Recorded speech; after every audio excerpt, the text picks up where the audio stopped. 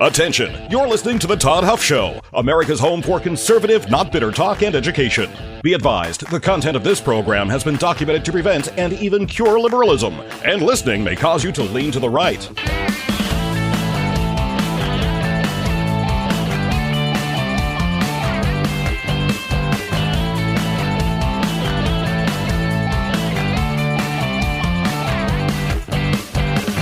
And now, coming to you from the Full Suite Wealth Studios, here's your conservative but not bitter host, Todd Huff. Friends, I got to be honest. Before this program, every day I record the Todd Talk, and I'm still a little bit humored by what I just recorded for that. If you don't get the Todd Talks, you can get them on our website, toddhuffshow.com. Just go to Todd Talks, which we've revamped the website. There are some things there that I would like to get, to have you take a look at. But one of those is we've just restructured some things. We've got the searchability now on the site for the past, I would say, the past month or so, maybe a little bit longer, maybe 2 months. We've been posting the full show transcript, which makes things more searchable. So there's a search feature. You'll find things restructured. You'll find some new stuff and more to come, by the way, as well, my friends. But you can get the Todd Talk there. Or the Todd Talks also go out in the daily email, which is called the Inner Circle, toddhuffshow.com. If you want to sign up for that, it's totally free. But I am thoroughly entertained. I'll just tell you, it has to do with vegan dog food, which I still having trouble getting over this. Anyway, it's a pleasure to be here with you on this Friday, my friends. Last day here before we wrap it up for the week, and it is my absolute pleasure to be here. I want to talk about what is the longest government shutdown in U.S. history. I want to talk about the Democrat narrative for all of this, which is getting pushed back from the media, which we've talked about. This leads into conversations about how do you end this thing, the filibuster and all of that. That leads into something James Carville has been out there saying, which I want to get to as well regarding the 2028 election, his optimism, I guess, regarding that for Democrats and what that could mean heading into life in America in 2028. All these things just highlight how important it is for us to win elections and to govern and legislate as efficiently and as proactively as possible. We are in the midst, as I've said before on this program, my friends, a cold civil war. The only way through this is to defeat them, the left, at the ballot box every time we can, every time there's a vote. And of course, there were some leftist victories here earlier this week, which we've talked about. So that's where we're headed today, my friends. I want to remind you or ask you this question. Are you tired of spending your hard-earned money at businesses that turn around and support leftist causes? That can zap the wind out of your sails. You're out here fighting for conservative principles and causes. You're standing up for truth. You're educating yourself, you're influencing people in your sphere of influence, and then you take money and you buy a product or a service from a company that then says, thank you very much, and by the way, I'm going to go fund Zohran Mamdani's campaign or some radical junk like that. That's disheartening, my friends. That's why we have Freedom Marketplace, freedommarketplace.net. It's a free searchable directory of businesses that share your values, businesses that have made a pledge, a promise to not support these leftist candidates or causes. freedommarketplace.net is where you can go. You can also, if you have a business, sign up to list your business there at freedommarketplace.net. freedommarketplace.net, my friends, liberty and business for all. All right, I mentioned we're on, today's November 7th. So this is the 7th day of November. In case a leftist is listening, that's how that works. You've got 31 days in October, 31 plus 7, 38. This is the 38th day of the government shutdown, which started on October 1st, midnight, in fact, the morning of October 1st, now 38 days ago. This is now the longest shutdown in U.S. history. Democrats believe that they have a political winner here. Democrats believe that this was part of the reason that they had some electoral victories, election victories on Tuesday. You know, you say to your voters, the Republicans are trying to destroy our country. They can't get the government open. What is going on? They control the House. They control the Senate. They control the presidency. They control the Supreme Court. We got to stop it. And they can't even keep government open. And so you got to go out there and you got to vote for some unhinged, radically insane socialist who's going to give you government-run grocery stores, $30 an hour minimum wage, utopia in the city of New York. He says that there's no problem too big for the government to solve, no problem too small for the government not to care about. This guy is just a perfect example of what Karl Marx teaches. I mean, from each according to his ability, to each according to his need. That, of course, being a well-known quote from Karl Marx, and this is how they do it. He speaks very well. People love listening. They cheer for stuff that is just a rewording of what actually turns into tyranny. But again, the masses seem to love it. He's going to be the mayor of New York City, and the Democrats think that they have a political winner with the American people. And what does that political winner require? Well, my friends, it requires suffering from the American people. They want Americans to not get paid. They want Americans to lose access to benefits and all that sort of stuff, which I want to get into this, by the way. I want to get in. There's more than meets the eye here, and I want to talk about some of this. We've brought ourselves to this brink.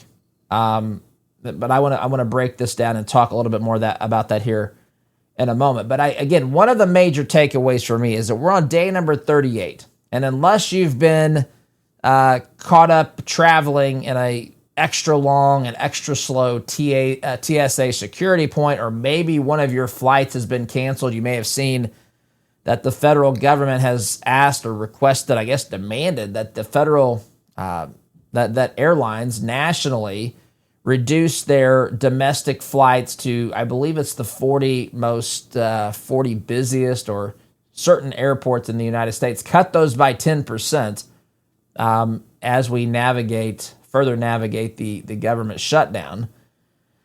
And this has real impact on travel, unless it's something like that, or you work for the government, you're an air traffic controller, something along those lines. You've not felt any of this, which to me says that that we don't need the government to do the vast majority of what it does. That's one of the lessons that I think we should take away from this. In fact, if I was to put together a list of, the top 5 lessons to learn from the government shutdown, this would be one of them. The average person doesn't need the government to do, I'm going to pick a percentage here, a little bit for hyperbolic effect, but I'm going to say 90%. 90% of what it does, none of us need.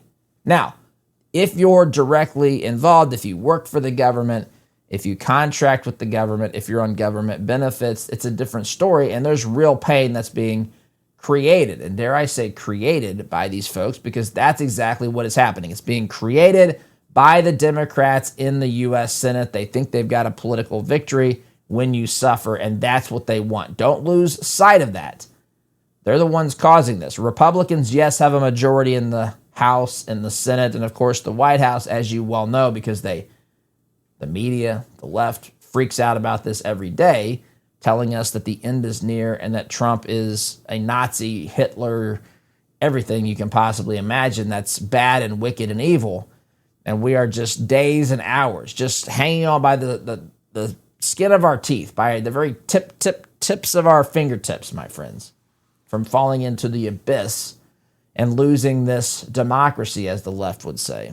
That's what they want you to believe. But even though we have the majority, we don't have the super majority. It requires 3/5. I've told you this, you know this. It requires 60 votes, not a simple majority. That means that we have to have at least 7 Democrats join the Republicans to end this. So the Republicans aren't responsible.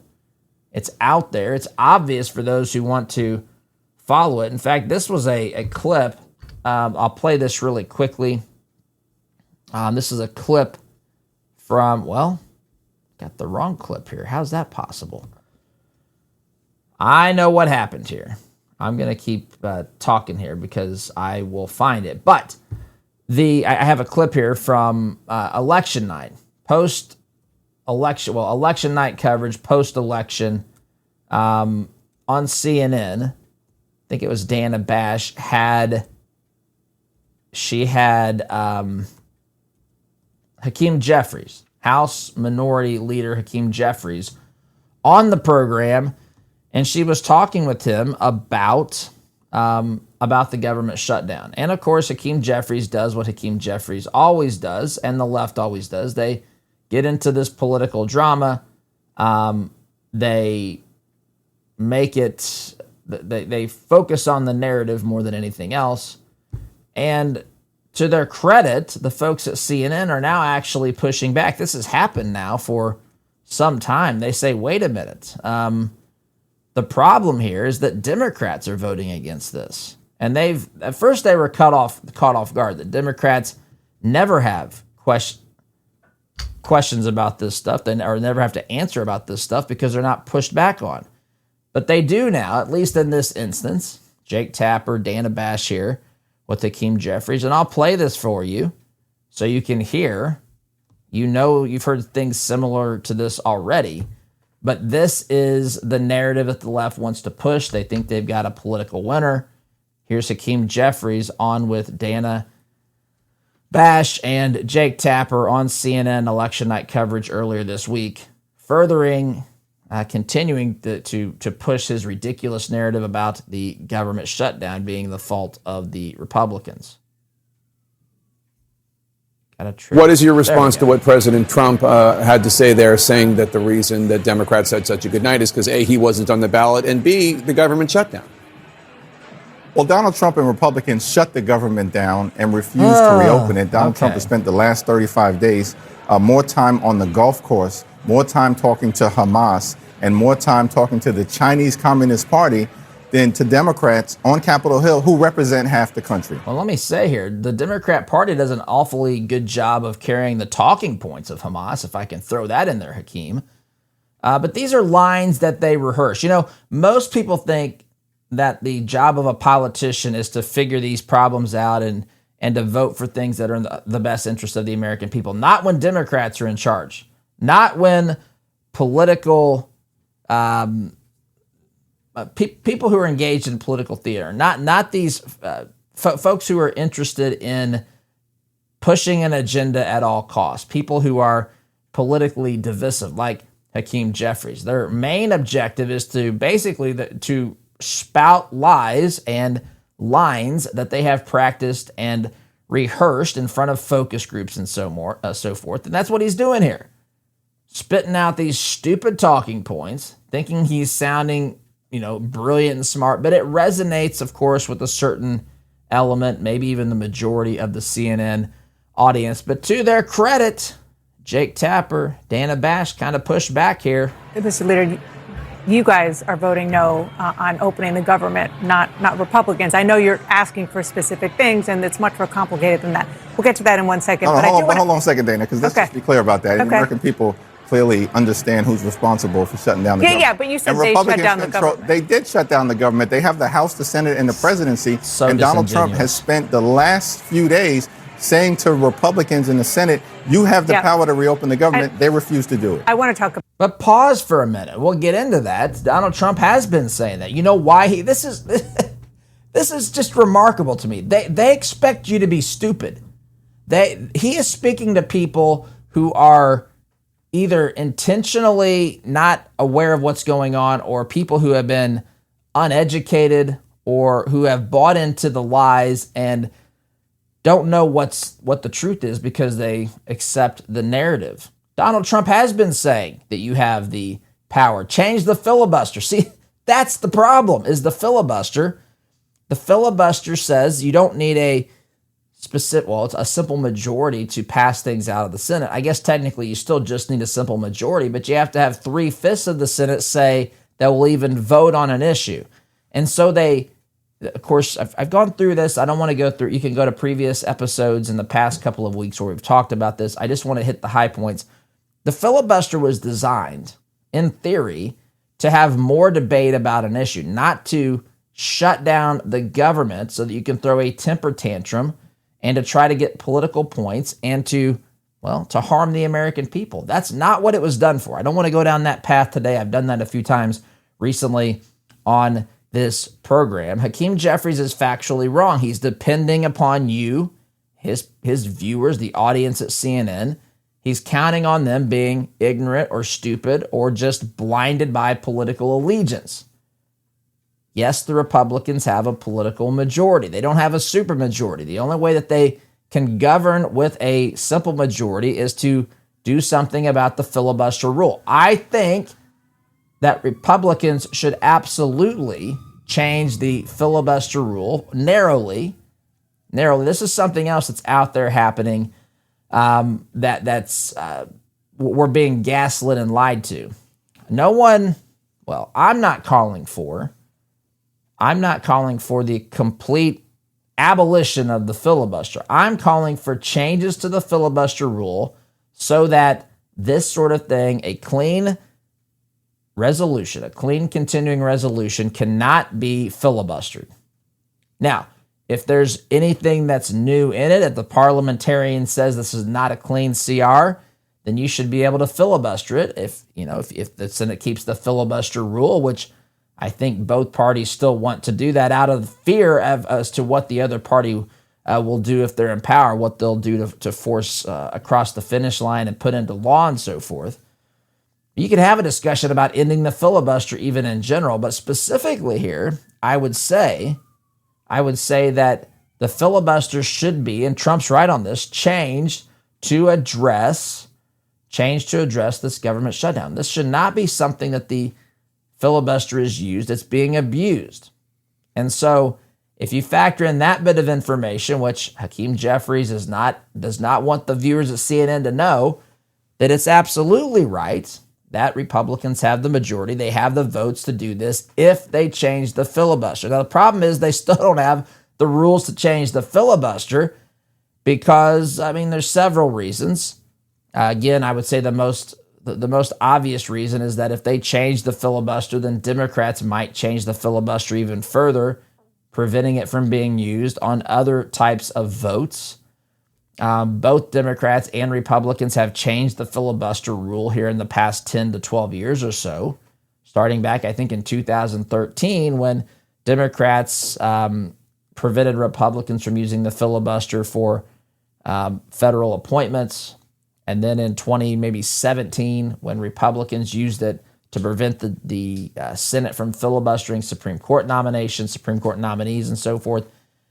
Now we've got a situation where the government's being shut down because, again, it's to someone on the outside looking in, this is absurd. This is truly absurd. You've got more than half of the legislature trying to open the government without changing anything, without making any new expenditures in this continuing resolution, without cutting anything in the continuing resolution, just operating status quo as you did on September 30th. You want to continue that on October 1st, or now we're on to November 7th. And you can't reopen the government with the majority. That is crazy. That is, you talk about an inability. I will say that I would say to the Republicans, that's your fault.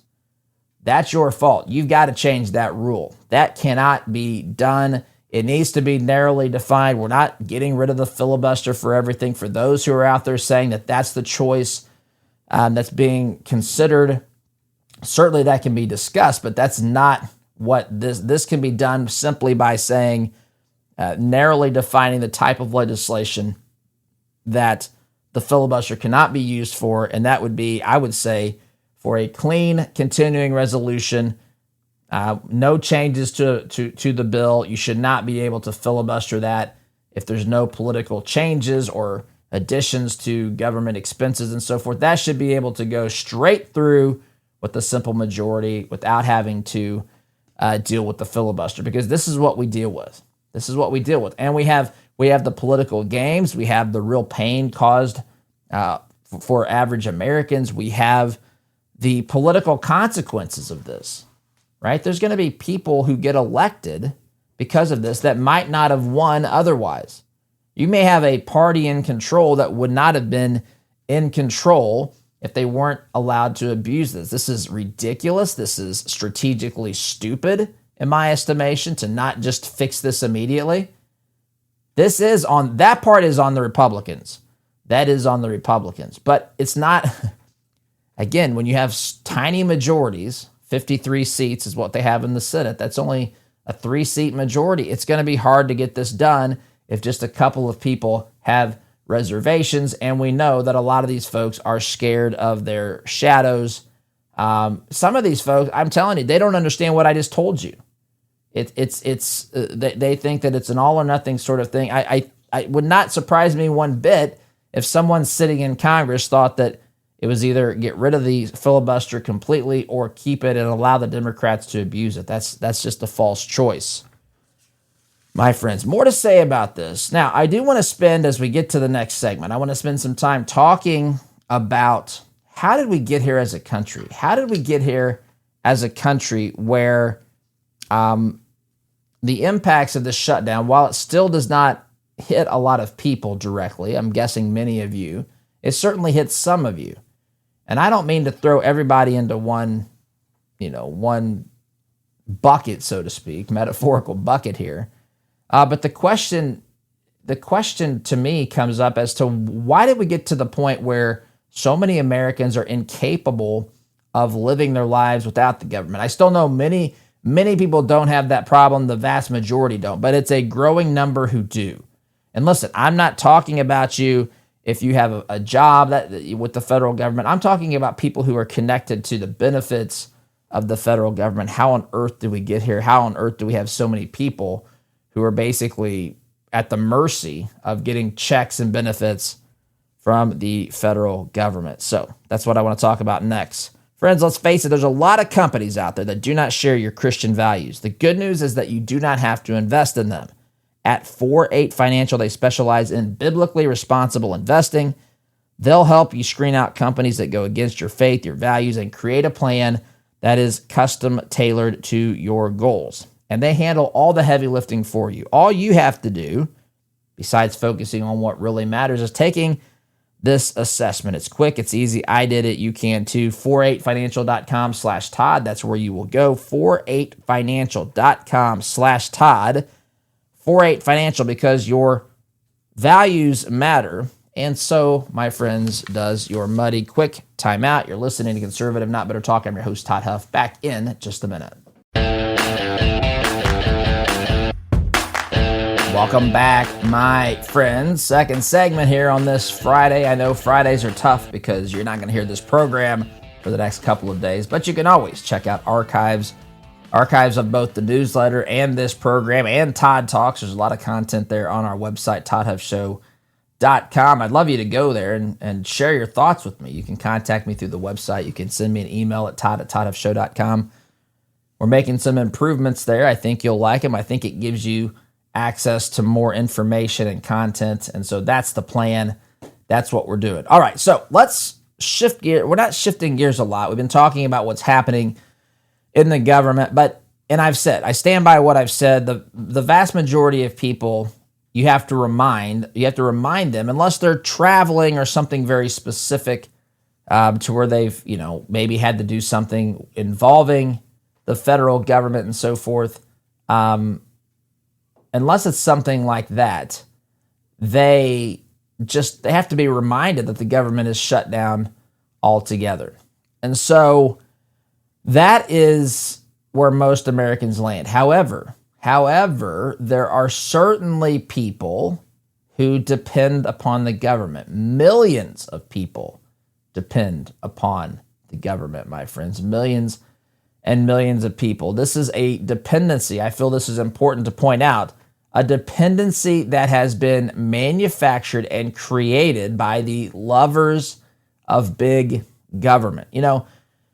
There's a quote that I want to read you. There's a couple, President Reagan said this a couple different times, a couple of different ways. Reagan said this: we should measure welfare's success. That's just one federal program, right? Of course, back in his day, we had much fewer federal programs and this sort of thing, but we certainly had some.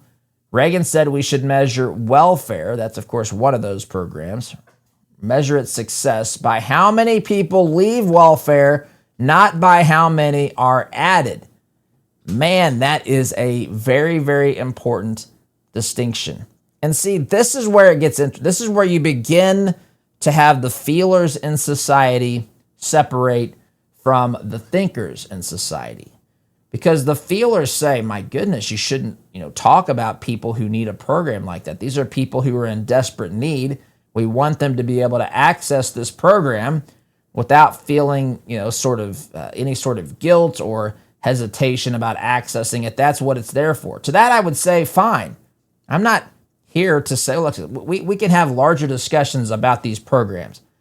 This is not meant to be a discussion to say that we need to completely eradicate the some of these programs today. That's not even the discussion. The discussion is, how did we get here? How did we get to the point where 42 million people look to the government every month and say, feed us? And that is a terrifying. Well, there are 330 some million people, 335, I think, million people in this great nation. To have 42 million of them basically say, we're depending upon you for our survival is just, it's to me, that's crazy. And that's just one of this. That's SNAP benefits. That doesn't take into account some of these other things, right? We have a massive problem here, Now, I'm going to say some things, and I want you to know. I want to say a couple things. Number one, that as a Christian, we're commanded to take care of those who are in need. We're to take care of the poor and the needy. We're told to help the widows and the orphans, primarily because these were, a lot of times it's easy to get caught up on the specific type of person. I'm just going to help an orphan. I'm just going to help a widow. The concept really is to take care of people who are in situations where they are they're powerless, or that it's difficult to survive. And if you look back historically throughout the history of the world, and you see that a lot of times it was hard for it was required that women have a husband to not because they weren't allowed to work. It was just the society was such that that's how it was done. Yes, there's often been sexism and all that throughout history. I'm not saying that that's not the case, but some things men needed to do because women couldn't physically do them, or women had other responsibilities at the home, and they had to do all those things themselves with raising the children, tending the home. It just, you couldn't do all those things. Today, you can, of course, hire housekeepers and nannies and people to help with certain things, and sometimes tap into family. But at certain times throughout the history of the world, you didn't have that luxury. Your mother and father-in-law, they didn't go retire and play golf like we do today, right? The standard of living was much, much different in those days. Everybody was surviving, and so they would work together, but everybody was working for themselves. They didn't have large sums of money where they could just pay other people to produce their food. They had to go oftentimes plant it themselves, grow it themselves, harvest it themselves, on top of everything else. I mean, life in this country, life in the modern times is much easier from a physical perspective than it has been throughout much of history. And so, pardon me. Excuse me, my friends. I'm usually quite good at hitting the mute button, but I missed it there.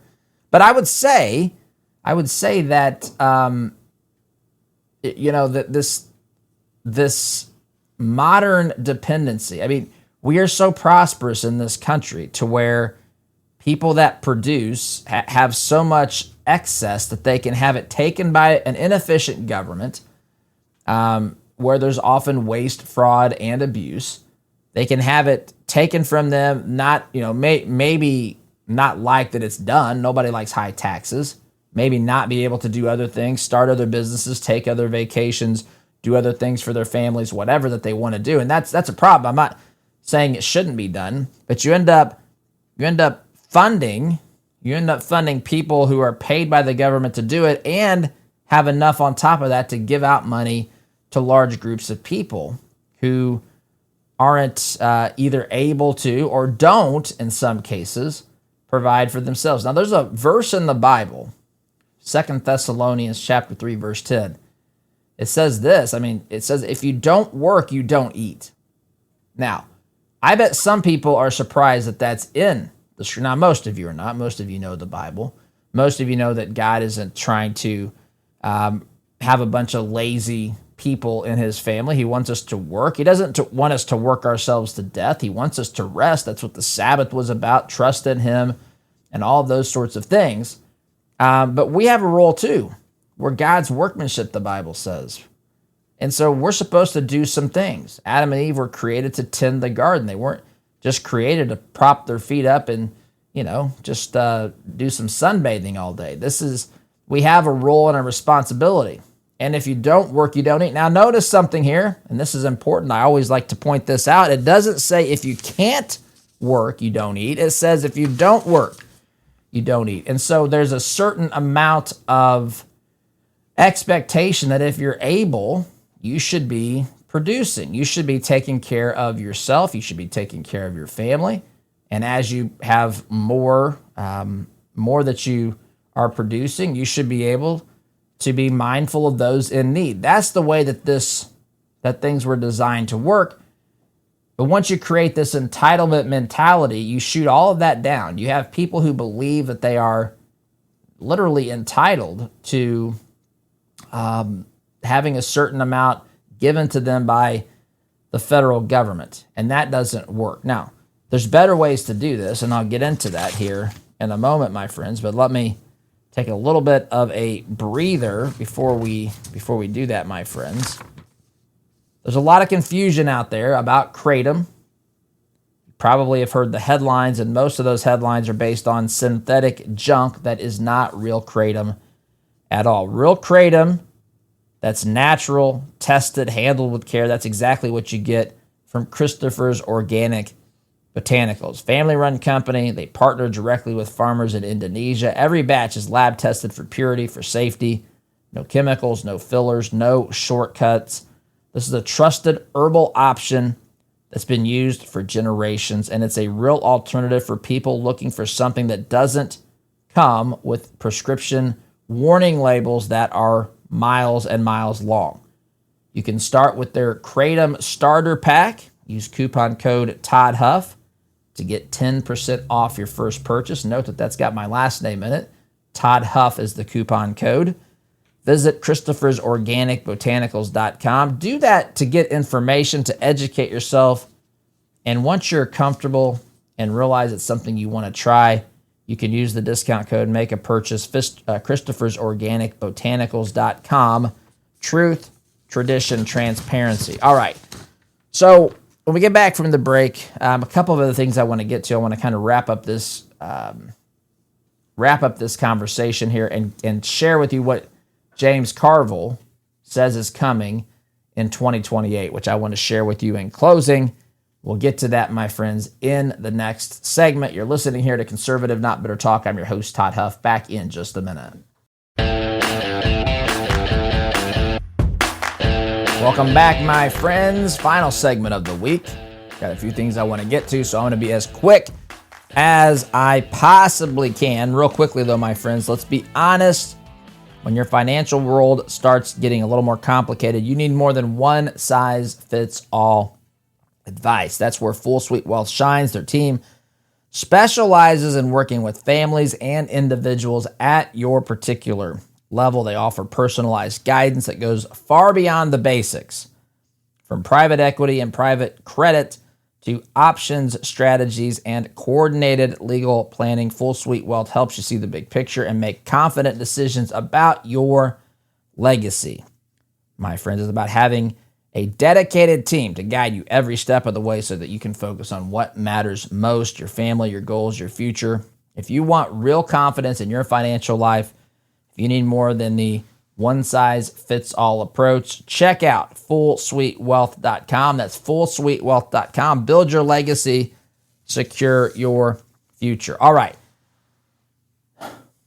I'm not here today to argue against these government programs. That's another discussion for another time. I will say this, that I do believe that these problems in the vast majority of cases are best solved by churches and communities, the private sector, nonprofits, churches, other organizations, other methods that can help meet these needs, offering compassion without enabling people, creating a mentality that's an entitlement mindset.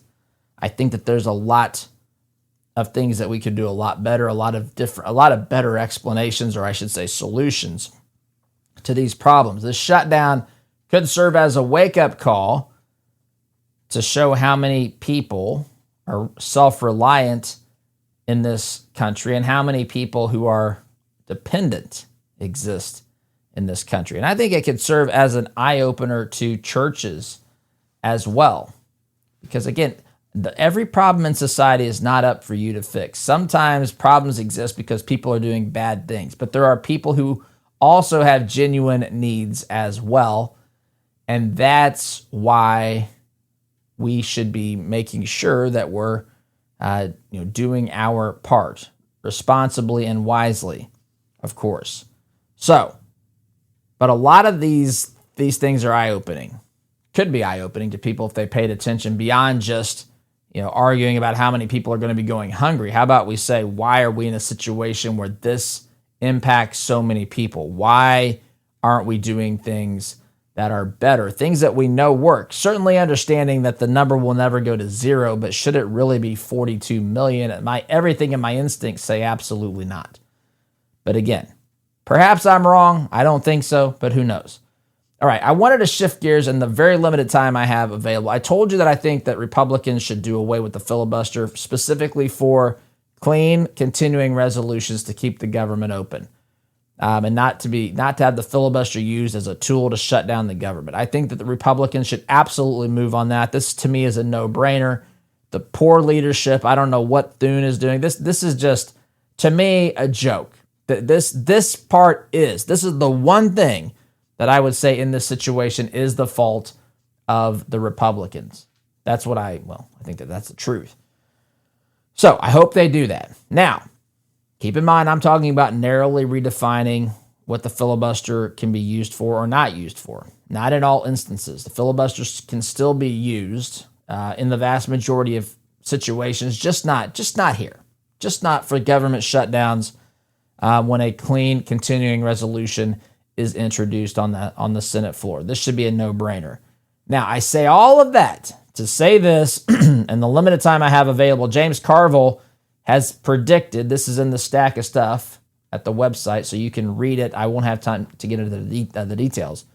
But he says that Democrats will win in 2028, and when they win, he says they're going to pack the Supreme Court. They're going to go from 9 justices to 13 justices, he predicts. He says he's going to bet big money. I think part of this strategy is depending upon Democrats being able to do away with the filibuster rule, because you can't pack the Supreme Court. You're not going to get away with that if the filibuster prevents it.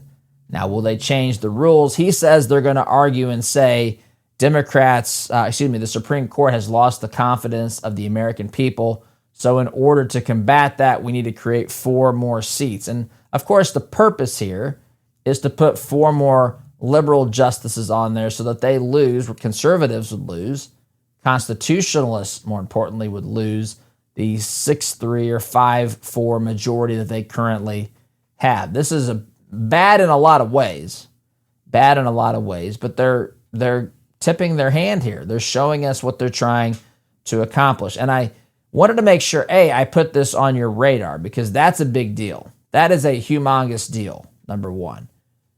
Number two, it also illustrates just how important these redistricting fights are that we're having in my state right now, the state of Indiana. Republicans have to do whatever is legal, ethical, and moral to win elections. This is what the left is prepared to do. They are telling us who they are. They are telling us their intent. And it's not just that they want to institute ideas with which we have some disagreement. They want to fundamentally change this nation as founded. They want to fundamentally do whatever they can to remake this great nation in the image of, dare I say, the likes of Karl Marx and the other socialists out there across the world. They've never met a government too big, my friends. That's what they seek to build, and we had better wake up and beat this thing back, get victory at the polling booth. I gotta go. Have a great weekend, SDG.